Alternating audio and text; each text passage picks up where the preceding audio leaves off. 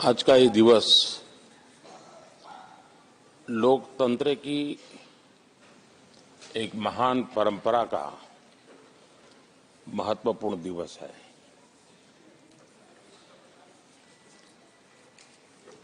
सत्रहवीं लोकसभा ने 5 वर्ष देश सेवा में जिस प्रकार से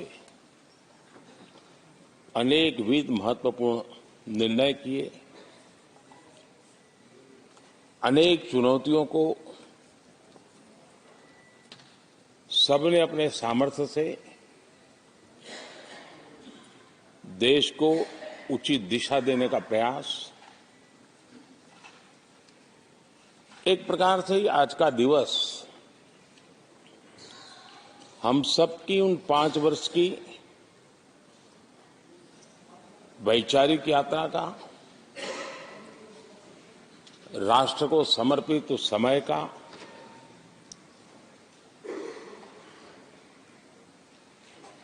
देश को फिर से एक बार अपने संकल्पों को राष्ट्र के चरणों में समर्पित करना यह अवसर है।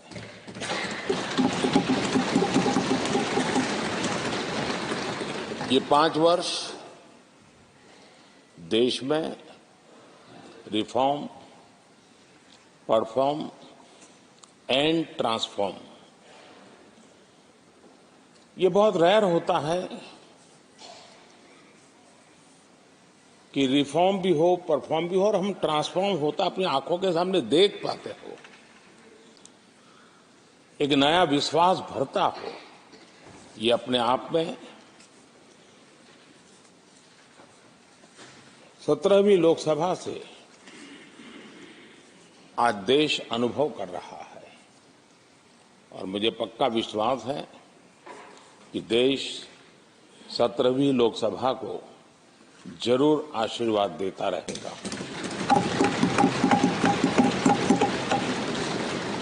इन सारी प्रक्रियाओं में सदन के सभी माननीय सदस्यों का बहुत महत्वपूर्ण रोल रहा है, महत्वपूर्ण भूमिका रही है और ये समय है कि मैं सभी माननीय सांसदों का इस गृह के नेता के नाते भी और आप सबके एक साथी के नाते भी आप सबका अभिनंदन करता हूं।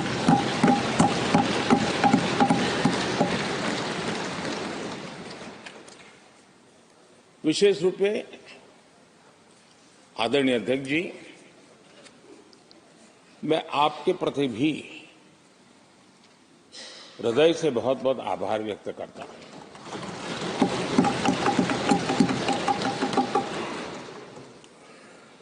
पांचों वर्ष कभी कभी सुमित्रा जी मुक्त हास्य करती थी, लेकिन आप हर पल आपका चेहरा मुस्कान से भरा रहता था। जहां कुछ भी हो जाए लेकिन कभी भी उस मुस्कान में कोई कमी नहीं आई।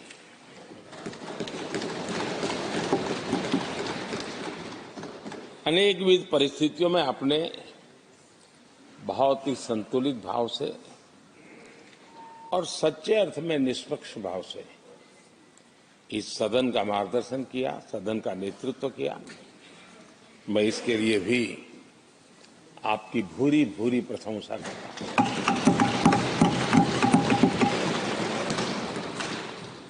आक्रोश के पल भी आए, आरोप के भी पल आए, लेकिन आपने पूरे धैर्य के साथ इन सभी स्थितियों को संभालते हुए और एक सूझबूझ के साथ आपने सदन को चलाया, हम सबका मार्गदर्शन किया। इसके लिए भी मैं आपका आभारी हूं। आदरणीय सभापति जी, इस 5 वर्ष में इस सदी का सबसे बड़ा संकट पूरी मानव जात ने झेला।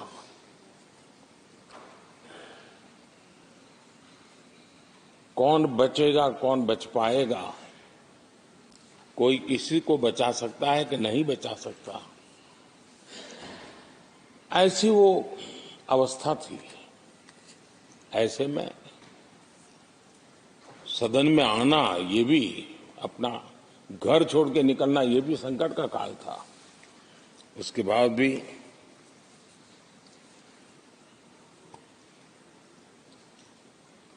जो भी नई व्यवस्थाएं करनी पड़ी, आपने उसको किया। देश के काम को रुकने नहीं दिया।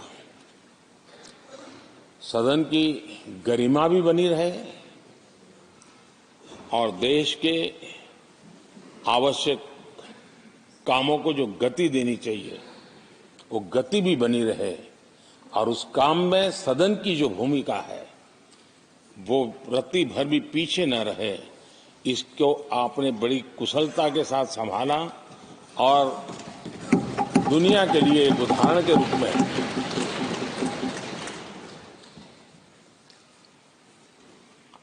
आदरणीय सभापति जी, मैं माननीय सांसदों का भी इस बात के लिए आज एक बार आभार व्यक्त करना चाहता हूं कि उस कालखंड में देश की आवश्यकताओं को देखते हुए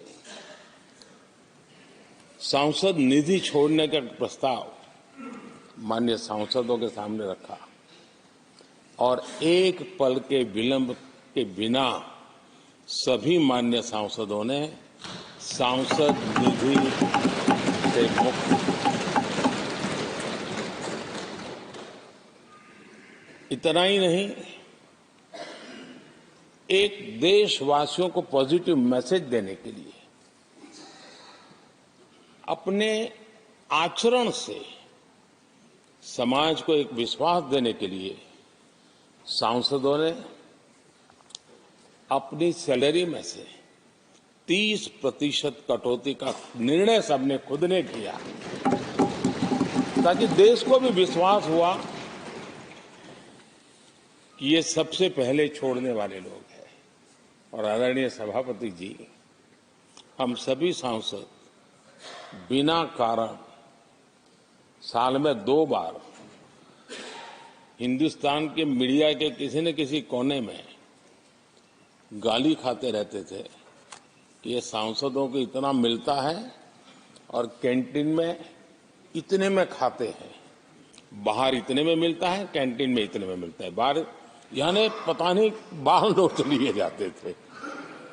आपने निर्णय किया सबके लिए समान रेट होंगे कैंटीन में, और सांसदों ने कभी भी विरोध नहीं किया, शिकायत भी नहीं की। और सभी सांसदों की बिना कारण इतनी फजेत करने वाले लोग मजे लेते थे, उससे हम सबको आपने बचा लिया। इसके लिए भी मैं आपका आभार व्यक्त करता हूं। आदरणीय सभापति जी, ये बात सही है कि हमारे कई लोकसभा के, चाहे 17वीं हो, 16वीं हो, 15वीं हो, संसद का नया भवन होना चाहिए, इसकी चर्चा सबने की, सामूहिक रूप से की, एक स्वर से की, लेकिन निर्णय नहीं होता था। ये आपका नेतृत्व है जिसने निर्णय किया, चीजों को आगे बढ़ाया, सरकार के साथ अनेक मीटिंगें की, और उसी का परिणाम है कि आज देश को ये नया संसद भवन प्राप्त हुआ है। आदरणीय सभापति जी, एक संसद के नए भवन में एक विरासत का अंश और जो आजादी की पहली पल थी, उसको जीवंत रखने का हमेशा हमेशा हमारे मार्गदर्शक रूप में ये सेंगोल को यहाँ स्थापित करने का काम, और अब प्रतिवर्ष उसको सेरेमोनियल इवेंट के रूप में उसको हिस्सा बनाने का एक बहुत बड़ा काम आपके नेतृत्व में हुआ है। जो भारत की आने वाली पीढ़ियों को हमेशा हमेशा हमें आजादी के उस प्रथम पल के साथ जोड़ के रखेगा और आजादी की वो पल क्यों थी हमें वो याद रहेगा, तो देश को आगे ले जाने की वो प्रेरणा भी बनी रहेगी। उस पवित्र काम को आपने किया है। आदरणीय सभापति जी, ये भी सही है कि इस कालखंड में G20 की अध्यक्षता का भारत को मिली। भारत को बहुत सम्मान मिला। देश के हर राज्य ने अपने अपने तरीके से विश्व के सामने भारत का सामर्थ्य और अपने राज्य की पहचान बखूबी प्रस्तुत की, जिसका प्रभाव आज भी विश्व के मन पर है। उसके साथ आपके नेतृत्व में G20 की तरह P20 का जो सम्मेलन हुआ और विश्व के अनेक देशों के स्पीकर्स यहां आए और मदर ऑफ डेमोक्रेसी भारत किस महान परंपरा को लेकर के, किस डेमोक्रेटिक वैल्यूज को लेकर के सदियों से हम आगे बढ़े हैं। व्यवस्थाएं बदली होगी, लेकिन डेमोक्रेटिक मन भारत का हमेशा बना रहा है। उस बात को आपने विश्व के स्पीकर्स के सामने बखूबी प्रस्तुत की और भारत को लोकतांत्रिक व्यवस्थाओं में भी एक प्रतिष्ठा प्राप्त कराने का काम आपके नेतृत्व में हुआ। आदरणीय सभापति जी, मैं एक बात के लिए आपका विशेष अभिनंदन करना चाहता हूं। शायद हमारे सभी माननीय सांसदों का और मीडिया का भी उस तरफ ध्यान नहीं गया है।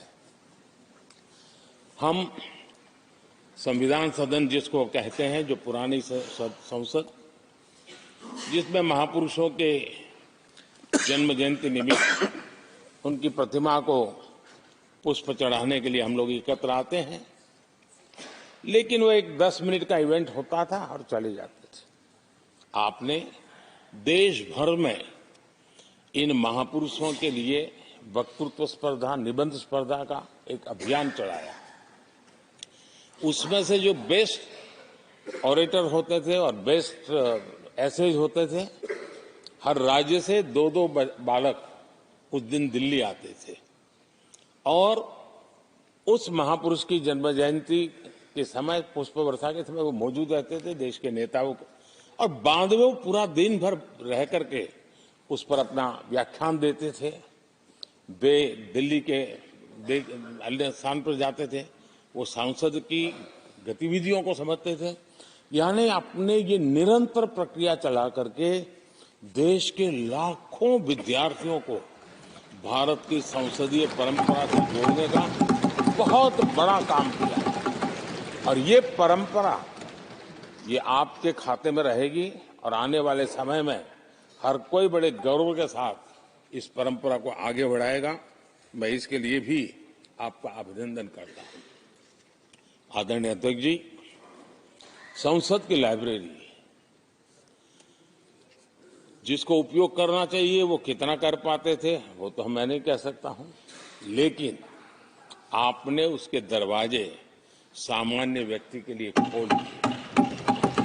ज्ञान का ये खजाना, परंपराओं की विरासत, उसको आपने जन सामान्य के लिए खोल करके बहुत बड़ी सेवा की है। मैं इसके लिए भी आपका हृदय से अभिनंदन करता हूं।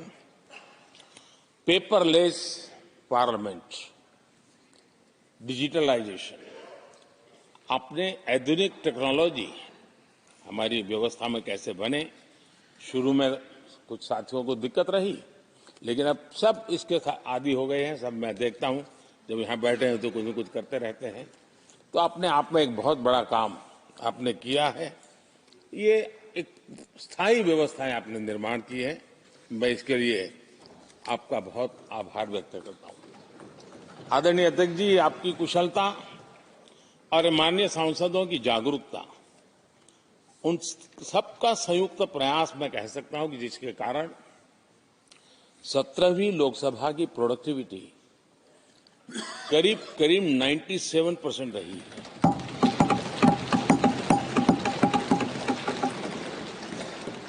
97% प्रोडक्टिविटी अपने आप में प्रसन्नता का विषय है, लेकिन मुझे विश्वास है कि आज जब 17वीं लोकसभा की हम समाप्ति की तरफ बढ़ रहे हैं, तब एक संकल्प लेकर के 18वीं लोकसभा प्रारंभ होगी कि हम हमेशा 100% से ज्यादा प्रोडक्टिव वाली हमारी कार्यवाही करेंगे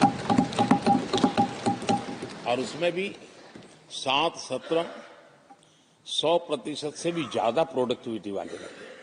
ये भी, और मैंने देखा आपने रात रात बैठ करके भी हर सांसदों के मन की बात को आपने सरकार के ध्यान में लाने का भरपूर प्रयास किया। मैं इन सफलता के लिए सभी माननीय सांसदों का और सभी फ्लोर लीडर्स का भी हृदय से आभार और अभिनंदन व्यक्त करता हूं। पहले सत्र में, 17वीं लोकसभा के पहले सत्र में दोनों सदन ने 30 विधेयक पारित किए थे। ये अपने आप में रिकॉर्ड है।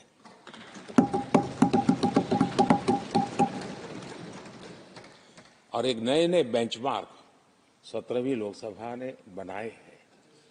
आदरणीय अध्यक्ष जी, आजादी के 75 वर्ष पूरा होने का उत्सव, हम सबको कितना बड़ा सौभाग्य मिला कि ऐसे अवसर पर हमारे सदन ने अत्यंत महत्वपूर्ण कामों को नेतृत्व किया। हर स्थान पे हुआ। शायद ही कोई सांसद ऐसा होगा कि जिसने आजादी के 75 वर्ष को लोकोत्सव बनाने में अपने अपने क्षेत्र में भूमिका अदा न की हो। यानी सचमुच में आजादी के 75 वर्ष को देश ने जी भर करके उत्सव से बनाया और उसमें हमारे माननीय सांसदों की और इस सदन की बहुत बड़ी भूमिका रही है। हमारे संविधान लागू होने के 75 वर्ष, ये भी अवसर इसी समय इसी सदन को मिला है, इसी सभी माननीय सांसदों को मिला है। और संविधान की जो भी जिम्मेवारियां उसकी शुरुआत यहां से होती है और उनके साथ ये जुड़ना, ये अपने आप में बहुत बड़ी प्रेरक है। आदरणीय अध्यक्ष जी,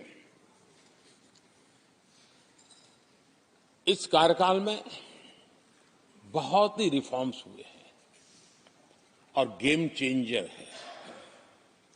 21वीं सदी के भारत की मजबूत नींव उन सारी बातों में नजर आती है। एक बड़े बदलाव की तरफ तेज गति से देश आगे बढ़ा है और इसमें भी सदन के सभी साथियों ने बहुत ही उत्तम मार्गदर्शन किया है, अपनी हिस्सेदारी जताई है और देश, हम संतोष से कह सकते हैं कि हमारी अनेक पीढ़ियां जिन बातों का इंतजार करती थी, ऐसी बहुत से काम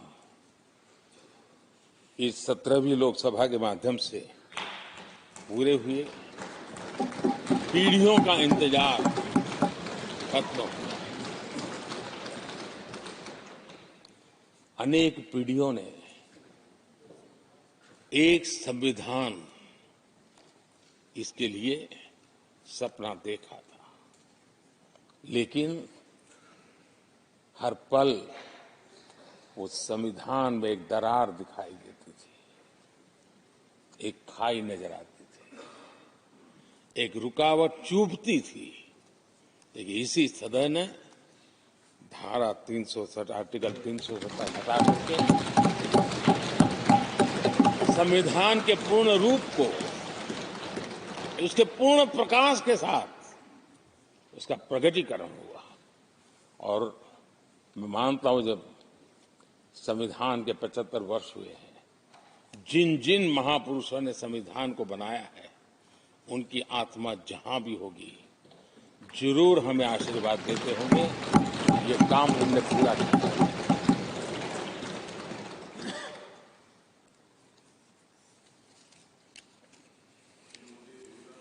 कश्मीर के भी जम्मू कश्मीर के लोगों को सामाजिक न्याय से वंचित रखा गया था। आज हमें संतोष है कि सामाजिक न्याय का जो हमारा कमिटमेंट है वो हमारे जम्मू कश्मीर के भाई बहनों को भी पहुंचा करके हम आज एक संतोष की अनुभूति कर रहे हैं। आदरणीय अध्यक्ष जी, आतंकवाद नासूर बनके देश के सीने पर गोलियां चलाता रहता था। मां भारती की धरा आए दिन रक्त रंजित हो जाती थी। देश के अनेक वीर होनहार लोग आतंकवाद के कारण बलि चढ़ जाते थे। हमने आतंकवाद के विरुद्ध सख्त कानून बनाए, इसी सदन ने बनाए। मुझे पक्का विश्वास है कि उसके कारण जो लोग ऐसी समस्याओं का लिए जूझते हैं उनको एक बल मिला है, मानसिक रूप के उनका कॉन्फिडेंस बढ़ा है और भारत को पूर्ण रूप से आतंकवाद से मुक्ति का उसमें एक एहसास हो रहा है और वो सपना भी सिद्ध होके रहेगा।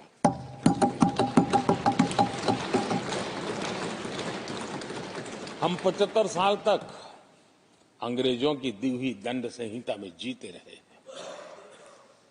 हम गर्व से कहेंगे, देश को, नई पीढ़ी को कहेंगे, आप अपने पोते पोती को कह सकेंगे गर्व से कि देश 75 साल भले दंड संहिता में जिया, लेकिन अब आने वाली पीढ़ी न्याय संहिता में जिएगी और यही सच्चा लोकतंत्र है। आदरणीय अध्यक्ष जी, मैं आपका एक बात के लिए और अभिनंदन करना चाहूंगा कि नया सदन, इसकी भव्यता वगैरह तो है ही, लेकिन उसका प्रारंभ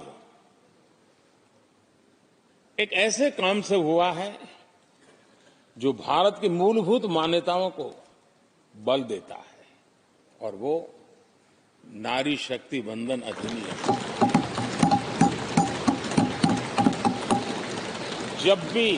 जब भी इस नए सदन की चर्चा होगी तो नारी शक्ति वंदन अधिनियम, इसका जिक्र होकर के, यानी एक, और भले ही वो छोटा सत्र था लेकिन दूरगामी निर्णय करने वाला सत्र था। इस नए सदन की पवित्रता का एहसास उसी पल शुरू हो गया था जो हम लोगों को एक नई शक्ति देने वाला है और उसी का परिणाम है कि आने वाले समय में जब बहुत बड़ी मात्रा में यहाँ हमारी माताएं बहनें बैठी होगी, देश गौरव की अनुभूति होगी।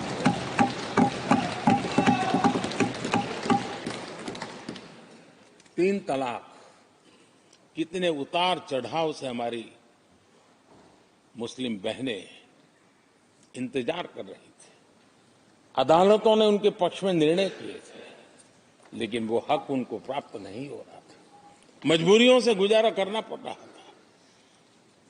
कोई प्रकट रूप से कहें, कोई अप्रकट रूप से कहें, लेकिन 3 तलाक से मुक्ति का बहुत महत्वपूर्ण और नारी शक्ति के सम्मान का काम 17वीं लोकसभा ने किया है। सभी मान्य सांसद, उनके विचार कुछ भी रहे हो, उनका निर्णय कुछ भी रहा हो, लेकिन कभी न कभी तो कहेंगे कि हाँ, इन बेटियों को न्याय देने का काम भी करने के समय हम वहां मौजूद हैं। पीढ़ियों से होता यह न्याय हमने पूरा किया है और वो बहनें हमें आशीर्वाद दे रही है। आदरणीय अध्यक्ष जी, आने वाले 25 वर्ष हमारे देश के लिए बहुत महत्वपूर्ण है। राजनीति की गहमागहमी अपनी जगह पे है, राजनीतिक क्षेत्र के लोगों की अपनी आशा आकांक्षा अपनी जगह पे है, लेकिन देश की अपेक्षा, देश की आकांक्षा, देश का सपना, देश का संकल्प ये बन चुका है। 25 साल वो है जो देश इच्छित परिणाम प्राप्त करके रहेगा।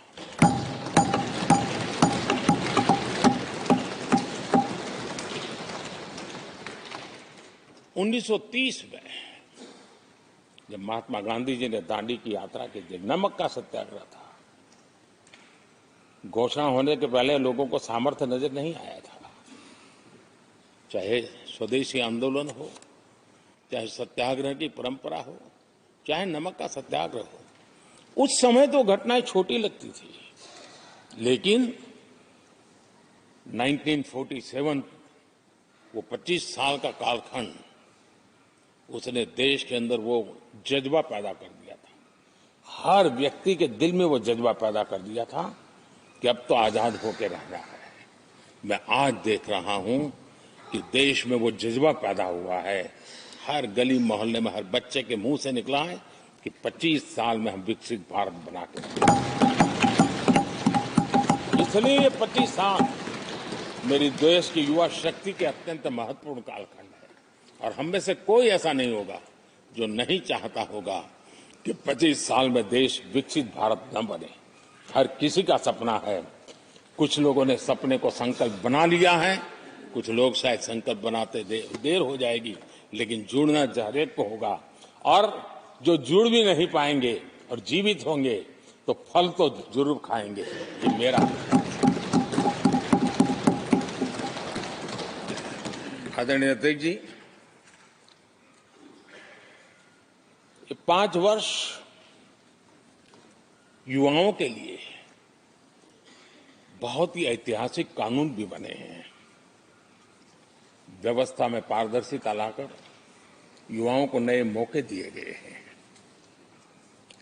पेपर लीक जैसी समस्या जो हमारे युवाओं को चिंतित करती थी, हमने बहुत ही कठोर कानून बनाया है ताकि उनके मन में जो सवाल या निशान था और उनको व्यवस्था के प्रति उनका गुस्सा था, उसको एड्रेस करने का सभी माननीय सांसदों ने देश के युवाओं के मन के भाव को समझ करके बहुत ही महत्वपूर्ण निर्णय किया है। आदरणीय अध्यक्ष जी, ये बात सही है कि कोई भी मानव जात अनुसंधान के बिना आगे नहीं बढ़ सकती है। उसको नित्य परिवर्तन के लिए अनुसंधान अनिवार्य होते हैं।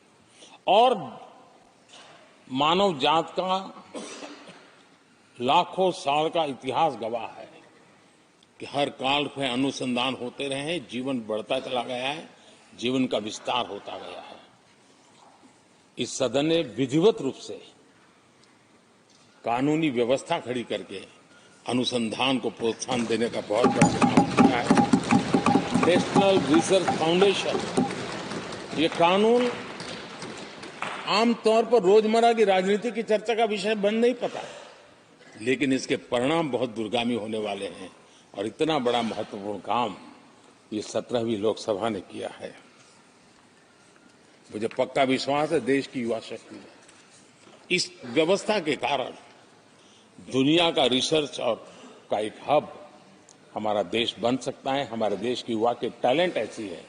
आज भी दुनिया की बहुत कंपनी ऐसी हैं जिनके इनोवेशन के काम आज भी भारत में हो रहे हैं, लेकिन एक बहुत बड़ा हब बनेगा, यह मेरा पूरा विश्वास है। आदरणीय अध्यक्ष जी, 21वीं सदी में हमारी बेसिक नीड्स पूरी तरह बदल रही है। कल तक जिसका कोई मूल्य नहीं था, कोई ध्यान नहीं था, वो आने वाले में बहुत अमूल्य बन चुका है। जैसे डेटा, पूरी दुनिया में चर्चा है डेटा का सामर्थ्य क्या होता है। हमने डेटा प्रोटेक्शन बिल ला करके पूरी भावी पीढ़ी को सुरक्षित कर दिया है। पूरी भावी को एक नया शस्त्र हमने उसके हाथ में दिया है, जिसके आधार पर वो अपने भविष्य को बनाने के लिए इसका सही इस्तेमाल भी करेंगे। और digital personal data protection act, ये हमारी 21वीं सदी की पीढ़ी को और दुनिया के लोगों को भी भारत के इस एक्ट के प्रति रुचि बनी हुई है। दुनिया के देश उसका अध्ययन करते हैं, अपने अपना नई नई व्यवस्था अनुकूल करने के लिए प्रयास कर रहे हैं। और डाटा का उपयोग कैसे हो, उसकी भी उसमें गाइडलाइंस है। अनेक प्रकार से प्रोटेक्शन का पूरा प्रबंध करते हुए इसका सामर्थ्य कैसे आए। जिस डेटा को लोगों गोल्ड माइन कहते हैं, न्यू ऑयल कहते हैं, मैं समझता हूं वो सामर्थ्य भारत को प्राप्त, और भारत इस शक्ति के इसलिए विशेष है क्योंकि विविधताओं से भरा हुआ देश है। हमारे पास जिस प्रकार की जानकारी और हमारे साथ जुड़े हुआ डेटा जो जनरेट होता है, सिर्फ हमारा रेलवे पैसेंजर्स का डेटा कोई देख ले, दुनिया के लिए बहुत बड़ा संशोधन का विषय बन सकता है। उसकी ताकत को हमने पहचान करके इस कानूनी व्यवस्था को दिया है। आदरणीय अध्यक्ष जी, जल थल नभ, इस सदियों से इन क्षेत्रों की चर्चा चली है, लेकिन अब समुद्री शक्ति और स्पेस की शक्ति और साइबर की शक्ति, एक ऐसी त्रिविध शक्तियों का मुकाबला करने की आवश्यकता खड़ी हुई है। और विश्व जिस प्रकार के संकटों से गुजर रहा है और विश्व जिस प्रकार के विचारे प्रभाव पैदा करने का प्रयास कर रहे हैं, तब इन क्षेत्रों में हमें सकारात्मक सामर्थ्य भी पैदा करना है और नकारात्मक शक्तियों से अपने आप को, हर चुनौतियों को चुनौती लेने का सामर्थ्य भी बनाना है। और उसके लिए आवश्यक स्पेस से जुड़े रिफॉर्म्स बहुत अनिवार्य थे और बहुत दूरगामी दृष्टि के साथ स्पेस की रिफॉर्म का काम हमारे यहां हुआ है। आदरणीय अध्यक्ष जी, देश ने जो आर्थिक रिफॉर्म किए हैं उसमें 17वीं के लोकसभा के सभी माननीय सांसदों की बहुत बड़ी भूमिका रही है। बीते वर्षों में हजारों कंप्लायंसेस बेवजह हम जनता जनार्दन को ऐसी चीजों में उलझाए रखा।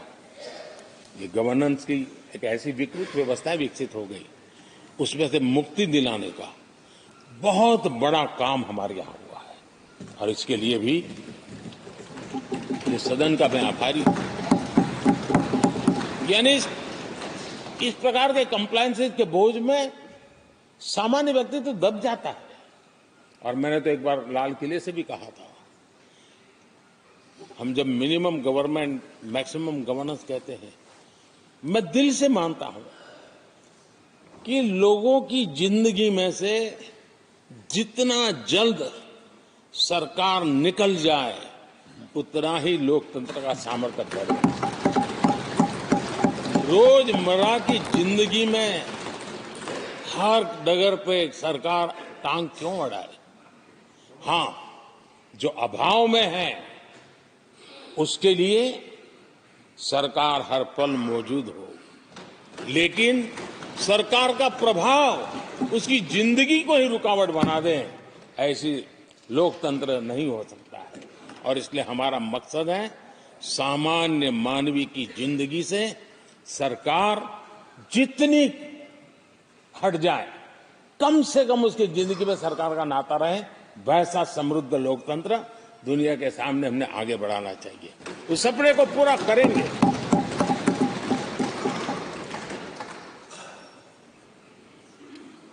आदरणीय अध्यक्ष जी, companies act, limited liability partnership act,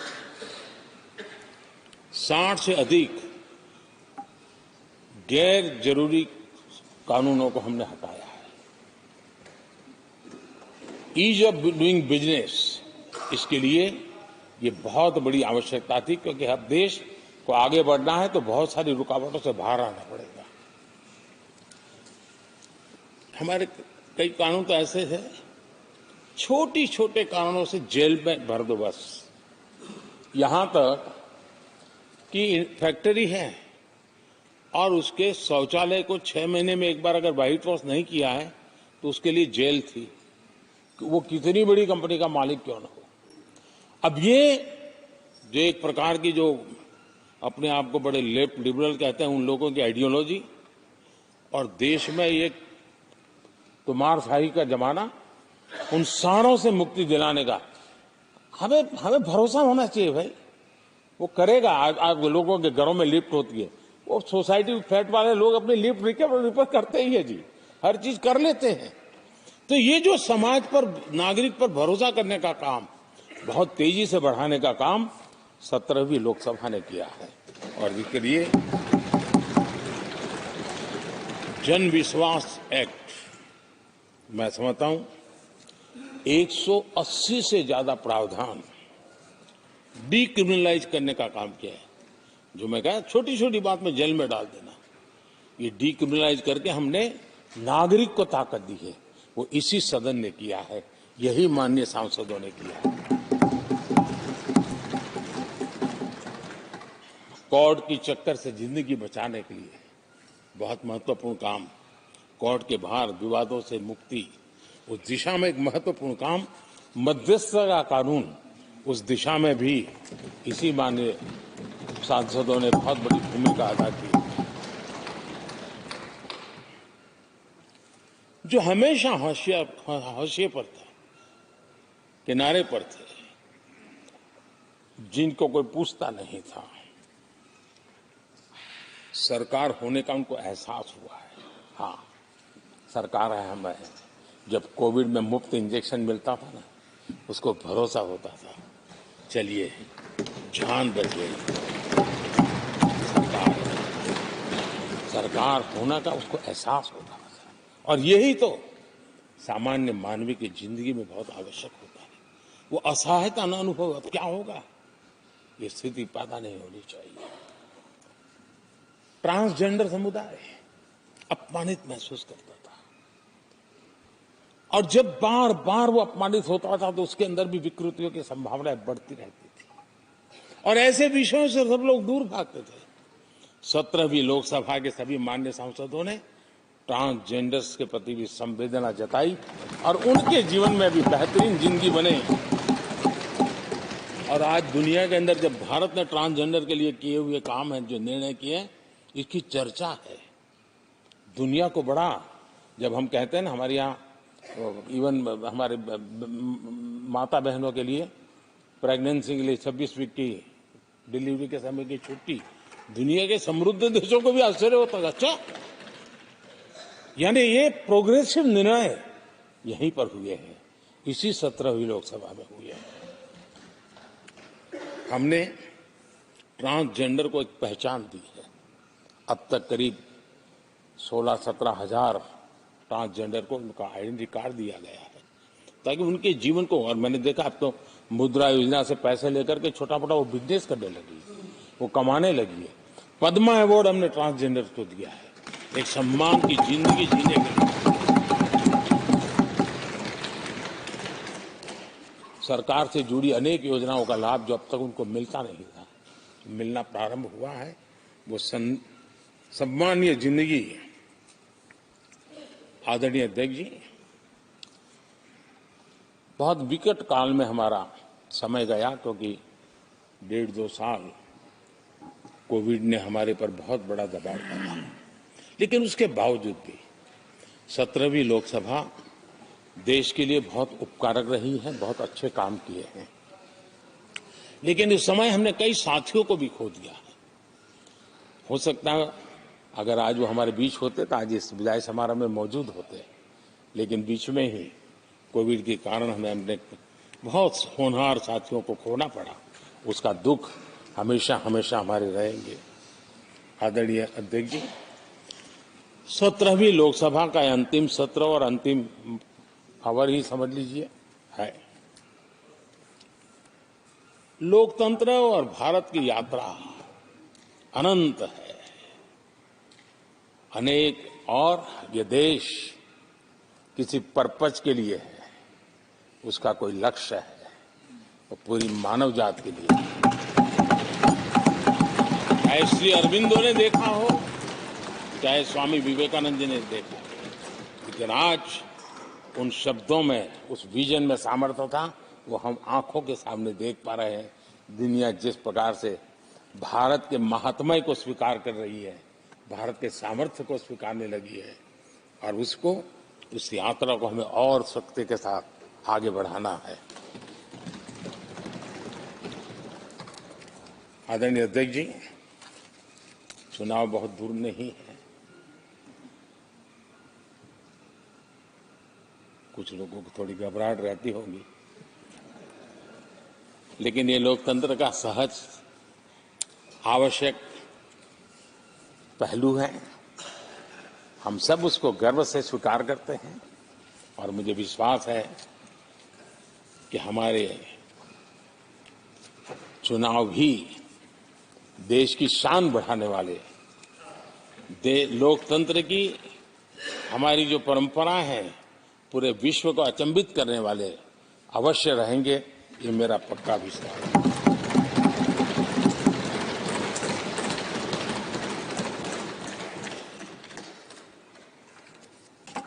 आदरणीय अध्यक्ष जी, मैं सभी माननीय सांसदों का जो सहयोग मिला है, जो निर्णय हम कर पाए हैं, और कभी कभी हमले भी इतने मजेदार हुए हैं कि हमारे भीतर की शक्ति भी खिल करके निकली है। और मेरा तो परमात्मा की कृपा रही है कि मुझे जब चुनौती आती है तो जरा और आनंद आता है। हर चुनौती को हम सामना कर पाए हैं, बड़े आत्मविश्वास और विश्वास के साथ हम चले हैं। आज राम मंदिर को लेकर के इस सदन ने जो प्रस्ताव पारित किया है, वे देश की भावी पीढ़ी को इस देश के मूल्यों पर गर्व करने की संवैधानिक शक्ति देगा। ये सही है कि हर किसी में ये सामर्थ्य नहीं होता है कि ऐसी चीजों में तो कोई हिम्मत दिखाते हैं, कुछ लोग मैदान छोड़ के भाग जाते हैं, लेकिन फिर भी भविष्य के रिकॉर्ड को देखेंगे तो आज जो व्याख्यान वो हुए हैं, जो बातें रखी गई हैं, उसमें संवेदना भी है, संकल्प भी है, सहानुभूति भी है और सबका साथ सबका विकास के मंत्र को आगे बढ़ाने का उसमें तत्व भी है। यह देश बुरे दिन कितने ही क्यों न गए हो, हम भावी पीढ़ी के लिए कुछ न कुछ अच्छा करते रहेंगे। ये सदन हमें वो प्रेरणा देता रहेगा और हम सामूहिक संकल्प से, सामूहिक शक्ति से उत्तम परिणाम भारत की नौजवान पीढ़ी की आशा आकांक्षा के अनुसार करते रहेंगे। इसी विश्वास के साथ फिर एक बार आपका आभार प्रकट करता हूं, सभी माननीय सांसदों का आभार प्रकट करता हूं। बहुत बहुत धन्यवाद।